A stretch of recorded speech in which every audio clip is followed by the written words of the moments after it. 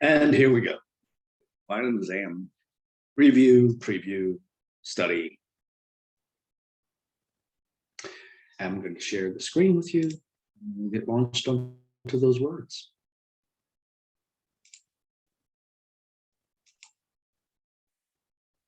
And what you should see now, if you're seeing my modules, and I'm going to go ahead and put it in so that it shows the way that you most likely. And week 16 is basically now through the week 7. Your words are right here. There's the exam. It opens on Wednesday night at 11:59 and closes at 11:59 on Monday night, the 9th. So the due date is just a date that I have those words.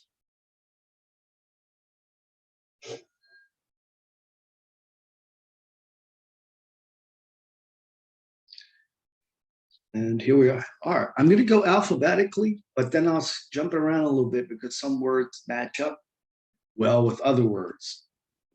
I really think you should study for this. I'm very adamant about that. Adamant. I'm not going to back down from that opinion. So when you're adamant about something, really, you just don't want to, nothing can sway you. Nothing changes your opinion because you're adhering to that opinion. Adherence means that you're sticking to it, right? So if you steadily stick to your opinion, you're adhering to it and you're being adamant. Adversarial. Wants to fight me. I am your adversary. A lot of students think the teacher is their adversary. That's we're out here. I would remind you, just as a side note, I don't really want to be critical of students, but all your failings, I know a lot of you think that I'm a hard ass and all that, but what you really need to do is go in your room or your bathroom, close the door, look in the mirror, and ask yourself, is there anything that I have done, meaning me, rated you harshly or whatever, that really wasn't due to your own behavior? So I'm not your adversary. I just give the assignments and make schedules and all that. And that's not out to get you. I was out to get you. I'd be your adversary. If I was your adversary, I'd have a pugnacious attitude, like I want to fight. I don't want to fight. I try to avoid fight. Aesthetic relates to beauty. So the aesthetics of a piece of art are astounding. Aesthetically, models are often very pleasing. Sunsets are aesthetically pleasing. An illusion. We already did that for the midterm, but that's when you reference something without actually stating it. Ambiguity. A lot of students accuse me of being, vague. It's another word on an assignment. And I'll always ask, and then they accuse me of being sarcastic or something. But I'll ask, well, what part don't you understand? Write a 2-page essay about dogs who bite people. Well, what's it really about? It's vague or ambiguous. And I'll go, I don't know. I don't know what's vague. But that's what ambiguity is, where I did that one. Amicable. That means you're friendly. You're fun to get along with. If you're amicable, it's likely that you're affable too. Affable means you're easy to like. A thesis is a main idea. An antithesis or antithesis, something's antithetical. It means it goes against the main idea. I'm going to skip, like I said, I'm going to skip over antagonist, protagonist, character, all those. They're on here if you want to review them, but we've already done those a lot early in the semester. If you're brazen, that means you don't have any problems acting out, being yourself. You don't care what the consequences are. I'm always surprised at how brazen students can be. especially since they're in kind of a can't win situation. I mean, unless the instructor is just outright, crazy or something.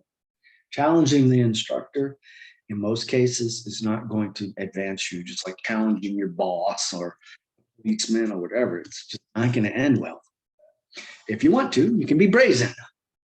Causal has to do with cause effect. If something's causal, has a causal relationship, that means something that happened before it was brought about the result, the other thing.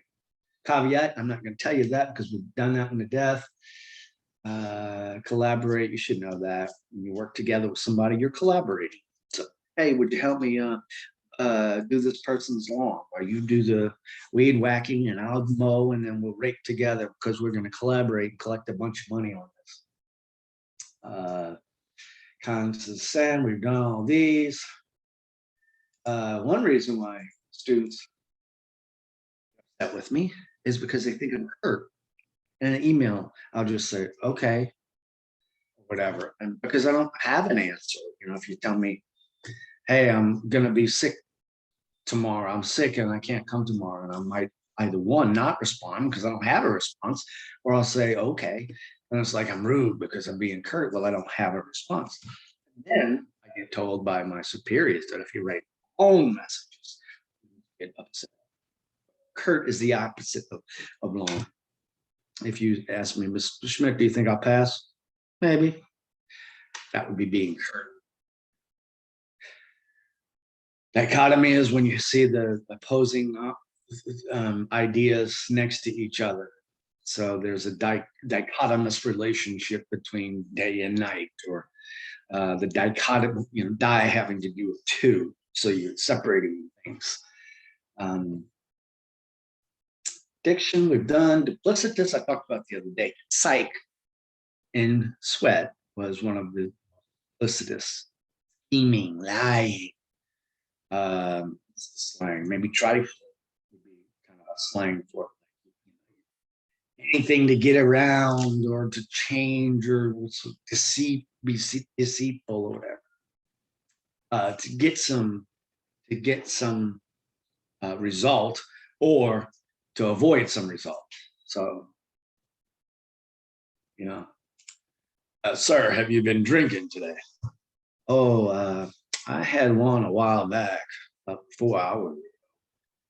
Well, I could smell it on your breath. Well, that's because I had one 4 hours ago. Plus one 15 minutes ago. I'm not going to say that because I'm duplicitous. Egregious. Like could be seen as being very, very bad, or at least his actions would be considered egregious because he's trying to kill somebody, basically. I just had an idea. An epiphany, like the scarecrow. We've talked about ethnocentrism to death. Exacerbate. I'll give you an example. If you and I disagree about a grade that you got, you will exacerbate the situation by challenging me or insulting me. I'm not gonna listen. I'm not gonna be, it's sort of like the carrot and the stick, or sugar. Sweet is always better than sour or whatever. So if you're having a problem and you're against it, you're going to exacerbate the problem first. Think about it like having an whatever, something, beach, whatever. If the more you scratch it, the more it's going to itch. You're exacerbating it. Extrovert means you're outgoing. Introvert is you're ingoing. Not ingoing, inward, shy, but it's the opposite of extrovert. All those, I don't think you need to worry about incumbent, but it basically means, like for the group assignment, it was incumbent upon you to, one, find a partner, and two, to hear what your partner had to say and then be able to summarize it and give it back to me. Many of you got faulted for quoting. I didn't want you to just quote somebody. I want you to actually absorb it. Hey, I'm cheating already on the group assignment. You could give me a little effort, Quotations, my topic is not really what I intended to substitute for the group assignment, it was incumbent on you to get a partner and learn what they were writing about and have something to say back to them. All right, talked about, for example, and that is in classes the other day, but EG means something is acting as an example, whatever follows, always in parentheses.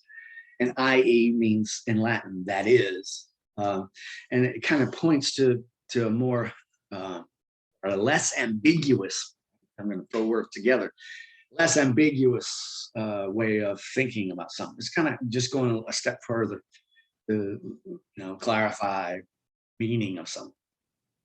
Incorrigible, I don't think it's on the final exam, but you could say that sight was incorrigible. We often use that word with like little kids who are like kind of, full of mischief and always getting into trouble. Maybe they're a little duplicitous, they lie and cheat their way out of things, or try at least. You might say, oh, that kid is incorrigible. Right? He can't be remedied. He can't be correct. He can't be reformed or whatever. Intrepid, if you're brazen, there's a good chance that you're intrepid. You're not afraid of nothing. A double negative. But no, I'll go in, and I consider myself a little bit intrepid, not in the face of like physical danger or whatever. Bullets are flying. I'm not going to go run over there and try to watch bullets. But, I have stood up to many administrations when I felt I was right and they were wrong. And, being intrepid or brazen sometimes gets you into trouble. But it's a personality trait. Sort of like come hell or high water attitude, right? Where I know irony and marginalized, mundane. If something's very boring to you, it's chances that it's mundane. It means sort of daily. It's like a just ordinary thing that happens day to day. So your mundane existence, you get up, eat breakfast, all just the normal stuff. There's nothing exciting about it. Nefarious, you could also say that sight was nefarious because that's downright evil, right? So if you do egregious acts, chances are you might be nefarious. Nonchalant, if you are intrepid, you might be nonchalant about the consequences of something. You've seen criminals who get arrested and they're just they're serial killers. Oh well, whatever. I'm going to jail. Maybe the death penalty. Who cares? That's nonchalant. Don't be so nonchalant. Hey, it's a zombie apocalypse. Yeah, who cares? Don't be so nonchalant. Obstinate. Obstinate is kind of a negative version of adamant. First word. Adamant means like you really stick to it. If you're obstinate, that means even in the face of good evidence otherwise, right? Against your opinion or your action or whatever it would be. Obstinate means you're just stubborn, basically, refusing to give in. Officious, I don't think is on the final exam. It really means you're a Budinsky, like you intrude on people, or you're rude and assuming about them. So if I'm outside mowing my lawn and my neighbor comes over and says, "Hey, I know a better way to do it than that. You should go to when you push it and you pull it." I mean, well, that's a very officious neighbor. It's none of your business, right? How I mow my lawn. Oxymoron. We already had that one, but that's when you have two ideas that seem like they don't go together, but they kind of make sense together. Simple, complex. I'm simply perplexed by you. Or big jumbo shrimp is the common one, or he faithfully was an unfaithful. Patriarchal and matriarchal, we already talked about. Posterity, that's stuff that happens behind you. If you want to leave behind good things, if you're a rich millionaire, you might give to, you might start a fund or some kind of foundation because you're leaving behind stuff that will have your name on it for posterity, for people that will come after you. Precarious, I talked about that the other day. If you're in a sticky, thorny, dangerous kind of situation where you don't know the outcome, the uncertainty is the key to precariousness. If you're going to jump out of an airplane, or if you're going to go running with the bulls, well, you're taking your life in your hand. You might be brazen, might actually be entrapped, but it is a precarious situation. You could wind up hurt or dead. I was watching Everest the other night. I woke up in the middle of the night and Everest was on. And it's about people who go climb Mount Everest, and inevitably bad things happen. There's like a 20 to 30% chance that if you decide you want to go climb Mount Everest, one, it's going to cost you a lot of money, like tens of thousands of dollars, $40,000, $50,000. Two, it's a very precarious expedition. So there's a 20 to 30% chance that you're not going to make it out alive. So that's pretty intrepid. But because of the snowstorms, the low temperatures, the height, there's no oxygen, and avalanches and blizzards, that's what makes it precarious. Quintessential. Oh, I don't know. Favorite actor, hero, actor, or something.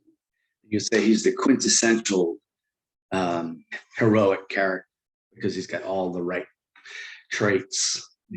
Everybody looks up at or tries to emulate that or be that.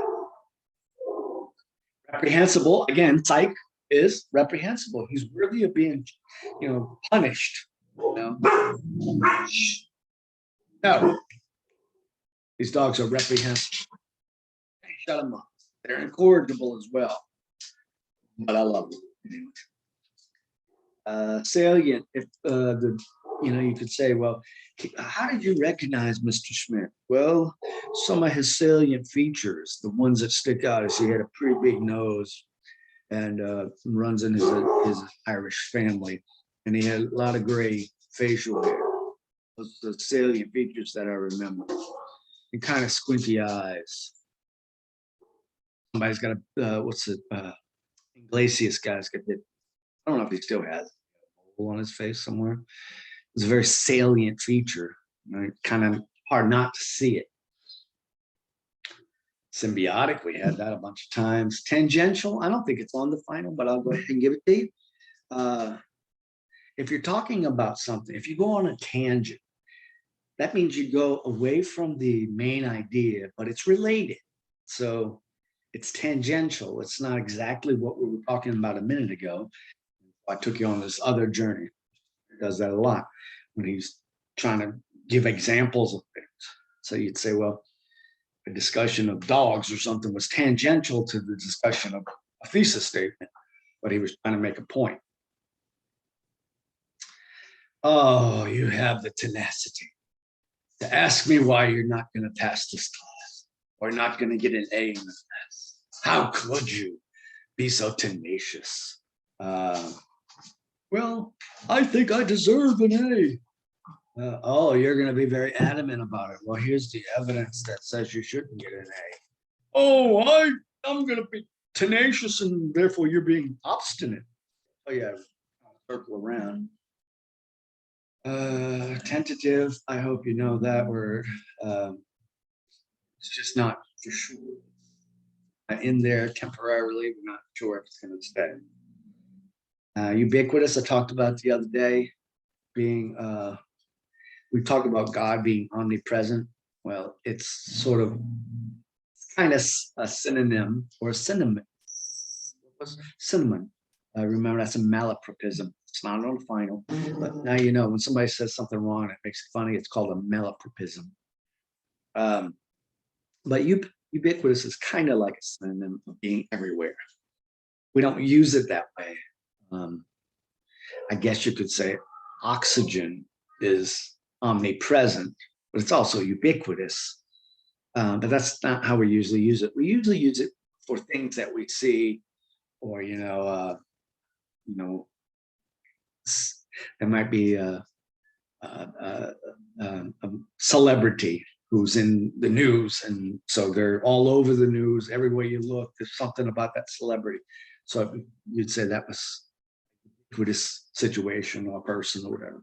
Xenophobia, I used that and connected it with ethnocentrism. Xenophobia is like an advanced version of ethnocentrism, whereby you actually hate, you know,